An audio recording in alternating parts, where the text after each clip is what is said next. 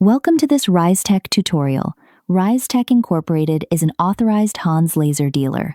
This video covers Hans LaserNest special part recognition, step by step. Special part recognition.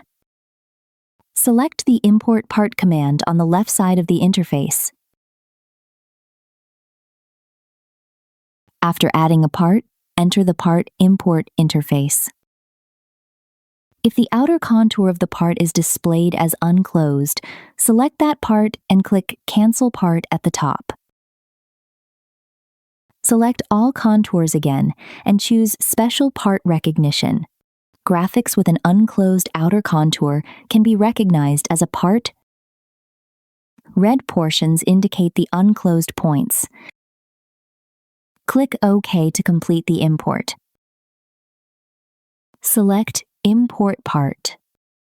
If the drawing contains multiple nested contours, you can use the Set as Part function.